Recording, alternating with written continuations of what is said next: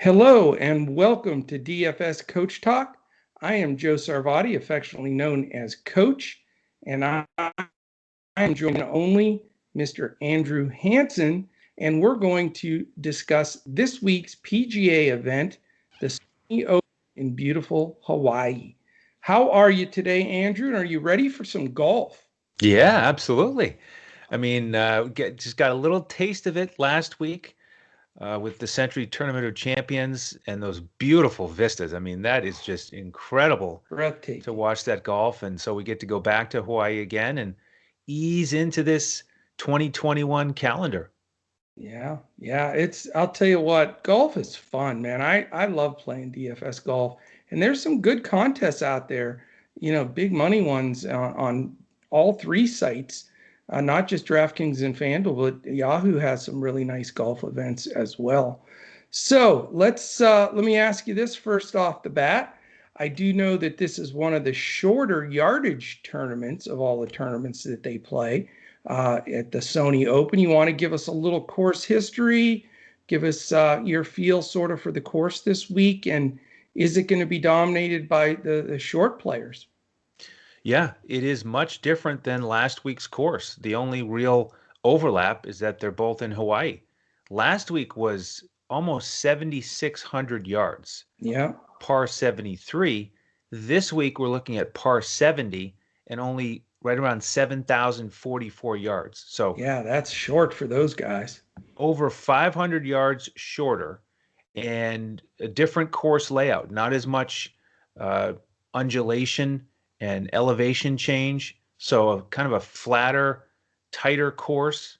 So it is more about, not so much length, really. It's more tee to green.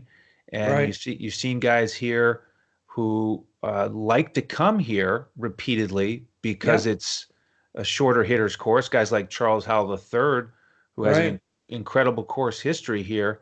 So yeah, it's all about the shorter hitters this week.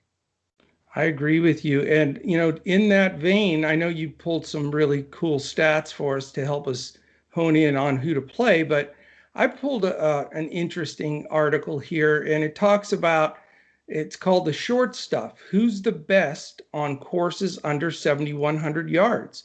And this goes back multiple years to get a really good look at that. And let me give you some of the mentions. Some of these guys are not playing, but you can learn from this and remember for going forward, because we're going to have some short courses throughout the season. But you have Rory McIlroy, Webb Simpson, of course, Danny Lee, the aforementioned Charles Howell III, Stuart Sink, Abraham Answer, and Kevin Streelman. Those are the top guys consistently over the last several multiple years of crushing it on the small courses. And to give you an idea of some of the guys, Webb Simpson is averages 67.9, which is amazing on shorter courses under 7,100. Justin Thomas 68, Matsuyama 68.2, Abraham Answer 68.5, and then Keegan Bradley 68.5, and Charles Howell 68.6.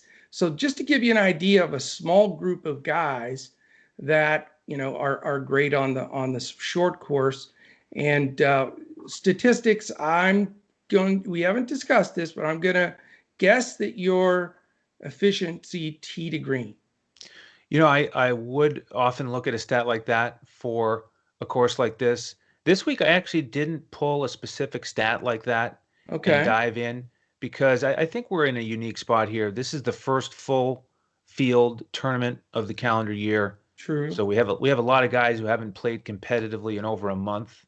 Okay. So, So it you know, evens out the field a little it bit. evens Yeah, out the field a little bit. I mean, the key stat to me really is just course history sure. because this tournament is always played in January. So who shows up here and plays well repeatedly? And the short course history that you just described, those guys who historically play well on all short courses, I think Yeah, that's a relevant stat. That's relevant information. But I in agree. general, this week, I'm going a little bit lighter on my play and using a little bit smaller player pool of players Okay. because, with the layoff, with COVID, uh, I think it's harder to gain an edge because we don't have data. I mean, you and I love to watch the golf. week to week and see how guys are performing Yeah. and use that to our advantage. We just don't have that after a month layoff. So to me, it's a little bit more about the course history than anything. That's fantastic. And speaking of that, I'll give you the last handful of winners here, and then I'm sure we can discuss as we go through some of the guys who have consistently really good history here. But uh, the defending champs Cameron Smith. The year before was Matt Kuchar, and then the guy before I opened our call, but when I called you and said hello, Patton Kazire, please, and he won it in 2018, which you knew. So you already beat me in a quiz, and we didn't even start yet. Then Justin Thomas with a 253 total in 2017, sickening.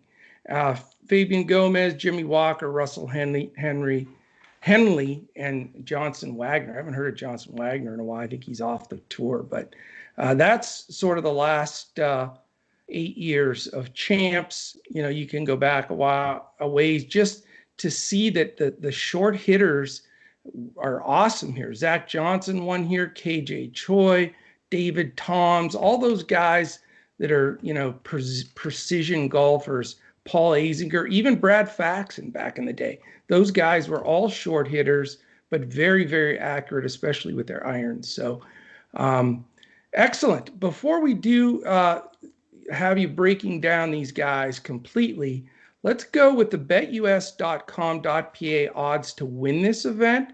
I'm going to give you some odds here, and then we're going to drop the first quiz on you of the year. So I'm going to give you the top 10 favorites, and I'll just say right off the bat, I'm not a chalk player. I don't usually play the chalk, but I love the chalk this week.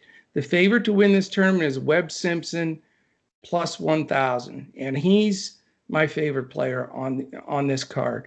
Morikawa, 1,100. Harris English, who's playing great golf, 1,300. Matsuyama, 1,800. A big bet came in on Berger. He dropped from 1,800 to 1,300, so he's now up a notch. Neiman, who's been playing tough, was in the thick last week, is plus 2,000. We're seeing a little money flow towards Sunjae Im at plus 1,500. And Abraham Answer, 2,200, and the defending champ Cam Smith at 2,600. So your quiz is 11 through 15. You need to get 3 before you miss 3. So you got more misses than usual because it's early on. So what do you got for the next 5 favorites, 11 through 15, according to betus.com.pa? How about another guy who has won here a little bit farther back in time, 2010? Yeah. That's Ryan Palmer. He is 16th. That's incredible. No way. Yes, he's 16th. Redo those odds. Plus 28. If I go bet on him right now, maybe he'll get up to 15th. So you have missed by a whisker. All right. Well, how about one of the other former winners you mentioned, Russell Henley? Correct. You have hit this one right on the 15th spot. So you barely made it. Yes, plus 28. I like how this is going. All right. How about one of the world's best who is getting a little bit older, but he's made a swing change recently that he's excited about, Adam Scott. Rats. You got it. 13 plus 2,900. So you got 2 misses or 1 make with 3 guys remaining. All right. How about another guy who has good course history here, Kevin Kisner? He is the next one on the chart at number 15. So your streak of phenomenal performances here continues. The other guy was Kevin Kisner and Zach Johnson, believe it or not, which surprised me that he was in the top 15 odds-wise. So, and then to finish it out, 16 through 20, Palmer, Billy Horschel, Lanto Griffin, Brendan Todd, and Sergio. So very interesting. Good odds, though. Not any super chalk. I mean, I think Simpson's going to be very highly owned, and he is the favorite. But I think his course history here is just too much to pass up. So Want to break down some of the players for us a little bit? Give us an idea of where you're leaning here. We're recording this on Tuesday, so we get it out Tuesday dinner time. So you have all day Wednesday to listen to it. And then Thursday, even Thursday morning, you can put your lineups in because it's Hawaii time. So it'll be much later. I think it's an 8-hour difference here in Central Time. So, all right, talk about some players here. All right, so I'd like to go over some of the former winners that you mentioned. So Cameron Smith is going to be popular. He won it last year, 9,600 on DraftKings. I think he's certainly in play. He had that terrific finish in the Masters, so he's playing with a lot of confidence. Kuchar, I'm not going to play. Don't like his recent form. Yeah, Patton Kizzire seems like your kind of cash play to he me this is. week. He's in my lineup. See, 4 straight top 32 finishes for him. Yeah. So, that was in the November, December timeframe, former winner. So that a lot of good stuff there at a decent price. Yeah. Fabian Gomez, I don't plan to play. He's only made 1 out of his last 6 cuts. He is very cheap, but don't like his recent form. Yeah. Same thing with Jimmy Walker. He won back to back, but he's really been struggling here the last couple of years. Henley won it in 2013, and he had some nice tournaments in the fall. He's a little bit expensive, so he's a possibility. Not my favorite value. And then I want to hit on Ryan Palmer again because I think he'll be somewhat popular, although I'm surprised his price is so high, 9,200 on DraftKings. Expensive. And, the thing is, he finished 4th last week, and he finished 4th here last year. Yeah. And I listened to one of the interviews with him after the Century TOC, and he was really looking forward to this week, confident, talked about how he liked playing on this course. Yeah. So he was sort of on my Dallas radar. Guy here, man. That's Palmer, right. But guess what he is on FanDuel? 10-5. Yeah, so that's the thing, is a guy like that, you don't really want to pay premium salary for him. A lot. So that's a tricky one. Plus, he did fall apart a bit on Sunday. He was in the thick of it, and I think he may have shot over par, believe it or not. Yeah, he shot in the 70s, and a lot of guys were going low. Yeah. Now, here's another stat, talking about recent form, that I heard today, that 6 of the last 7 winners in this event played the week before. So there's a lot to be said for playing in that Century TOC, getting 4 rounds under your belt, and then shifting over to this course at Waialae. So looking at some of the guys who played last week, Sungjae Im stands out to me, and I like that 15-1. He's getting a lot of attention. Yeah. And I know he's a longtime favorite of yours. Yeah. So consistent. Last year he's a little bit down just with COVID. He wasn't really not as bad as you'd think, though. I mean, he's steady as a rock. He is steady as a rock, but he wasn't like pushing top 5s. There was more expected of him. And now I think he's ready because he bought that house in near Atlanta, so he's grounded. And last week he was tied for 5th, so he's like the perfect candidate for me, for a guy who played last week, playing well, and we know that the tee to green is so important here. Yes. So I like him at 90. He can put the eyes out of the course too. Oh, and he's the best for making cuts. Like he will grind every shot. He very seldom misses a cut. No, he plays there. You watch him and he plays with that edge. Like, I'm sure he's very wealthy now at this point in his career, but he's still, you could see he's one of those guys that looks like he's got something to prove. And he's always out there grinding it. So when you play him, you feel like you're getting bang for your buck when you watch him, Yeah, no, I love it. I love playing him because he never gives up. So a couple of the guys from last week that we haven't touched on really, Lanto Griffin, he was tied for 13th, and last year he was tied for 7th here. Another one of those guys who's not a long hitter, so this is the ideal type of course for him. Good price, 8,100 on DraftKings. Morikawa, one of the expensive guys who's in this field. He has some Hawaiian history, family history. Last year, there was a lot of interest in him in this tournament. He only finished tied for 21st. And then, after that major victory, he kind of hit a bit of a lull. But with the new calendar year here, a little bit of rest, he finished tied for 7th last week. I'm willing to consider paying his price tag. Very dangerous. Now, do you like him over Simpson because they're the top two priced guys? Yeah, that's a tough one. It is Um, tough. It's hard to you get know, it's both. it's hard to get both. I don't plan to get both. It's certainly easier on FanDuel to get either one of them. Right. So I think I'm more likely to play one of them on FanDuel. Webb Simpson, he makes a lot of sense. So I understand why he's your favorite. He just Yeah, dominates these shorter courses. he does. Um, He's, so I mean, you talk about irons, control of your irons. That guy's like a robot. yeah, and he is such a robot that in a course like this, you're kind of surprised if he doesn't finish in the top 10.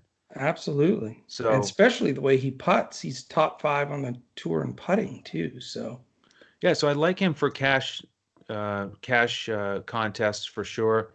I think for my first GPP lineup, I will not have him yeah. because I'd like to just try to get a few more guys who I think can finish in the top Morikawa 10. absolutely is super dangerous too. I mean, Yep. I may flirt with a lineup on FanDuel with trying to put both in and then go with two cheap guys. I don't really like to do that, but I do think they're the top two guys in this event personally. And I know their odds are, two of the favorites and their price is the two highest. So I'm not telling anybody something they don't know. But look how many times we've faded that first one, two, or five guys. I just think these two are so legit. It's going to be hard for them not to be top 10 kind of guys. Right. One more guy I want to mention from last week is Abraham Answer. He finished with a final round 66. So you like that momentum. He's Sure. 9,400 on DraftKings, and he's one of the guys you mentioned from that article, that study about shorter courses. This Yeah. is right in his wheelhouse, just like Webb Simpson. He's a lot cheaper. So, Answer is going to find a lot of my lineups. Definitely. What about Charles Howe III? I know he's one of your favorites. Yeah, well, he was interesting that one tournament. We were talking about him quite a bit. You Yeah. know, Wasn't it this the is, Masters? Was it the I think Masters? it was, yeah. Yeah. Yeah. So he has, uh, in terms of top 25s in this event, he has 13 of them.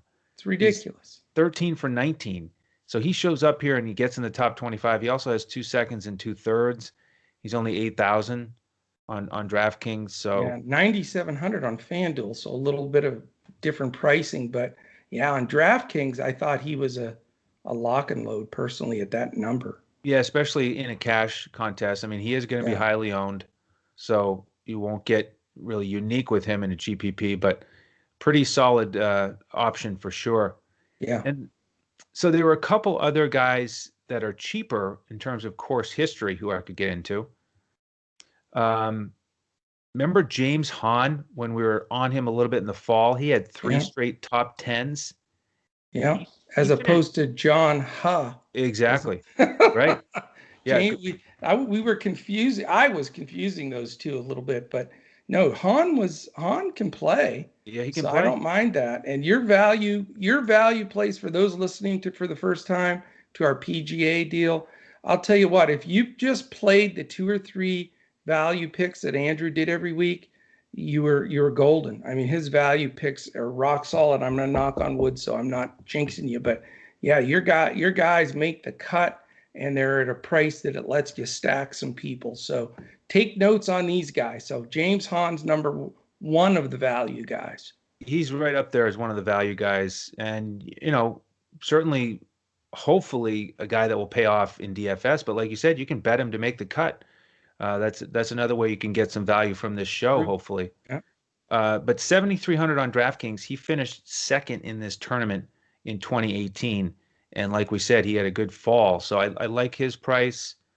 Um, Snedeker, there's several guys around 7,200 on Yeah. DraftKings that I think are in play. Um, Stuart Sink is one that you just mentioned on short courses.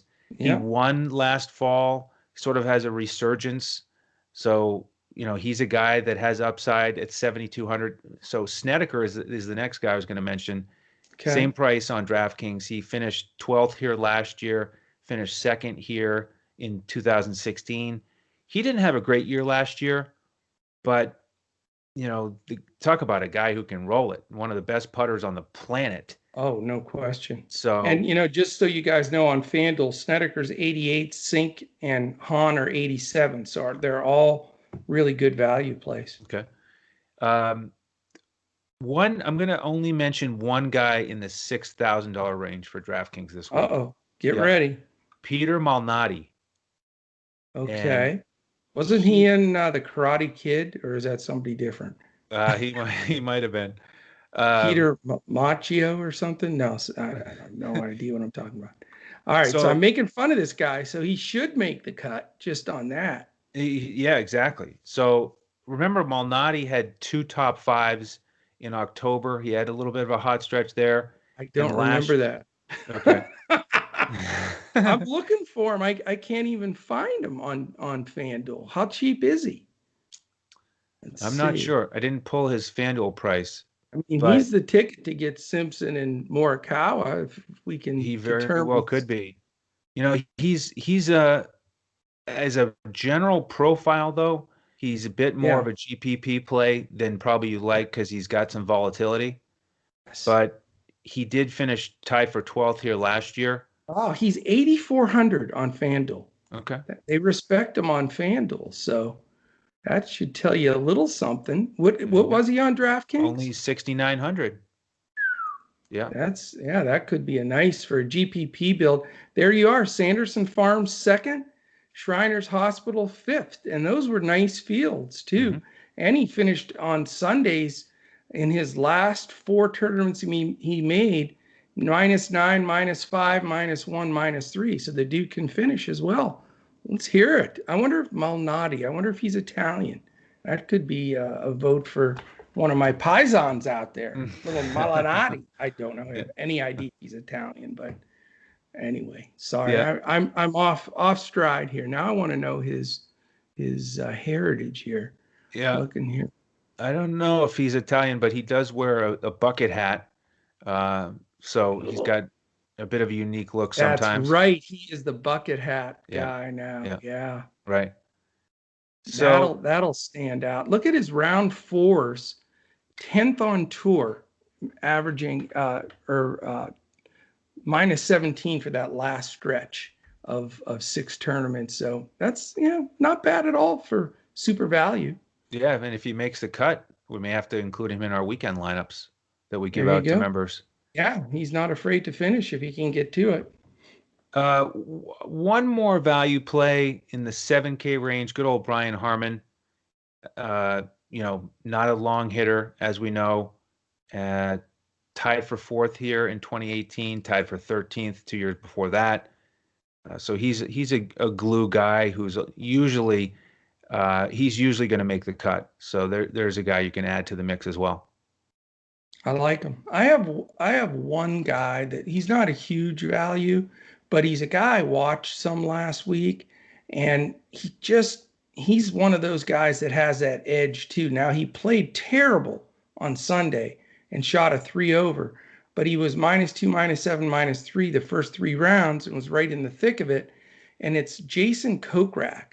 And the reason I like him is he just showed stretches in the Zozo. He was right in the thick of it, finished 17th. He won the CJ Cup at Shadow Creek with a sparkling 64 on Sunday. I just from watching him last week, he was a little upset with himself on Sunday. I think he comes out with a bit of a chip on his shoulder and just somebody that isn't exactly a short player, but he can putt. And I think that he's a guy I just want to throw in the mix with your value group. Yeah, I mean he's definitely got some length off the tee, Yeah, but don't you really add need it, but maybe he goes 3-wood a lot. yeah, and then you add the confidence that he has from winning last year, and again, just the fact that he played last week should help him Absolutely, be ready to go this week. So no doubt. And listen, I want to say real quick, if you want to join in, I mean, we did a basketball NBA podcast earlier. That's posted already. We're going to get this golf one up for this week for this Sony Open. But join us, DFS Coach Talk. you've got we've got 7 day a week NBA podcasts, our weekly golf podcast. We also give weekend golf lineups. We don't do a secondary podcast, but on Friday we'll give you that weekend lineup, which we really had a tremendous amount of success with. I had to bail out several times after the cut there and do stuff on the weekend, and it worked out. And then Andrew and Shane doing some of the best NFL DFS work in the industry now that it's playoff time. So DFSCoachTalk.com, you can take advantage of the tremendous offer by our partners, BetUS.com.pa. If you're a first-time depositor with BetUS and you deposit $149, you get a free membership with DFS Coach Talk that runs all the way from today, January 12th, through April 1st.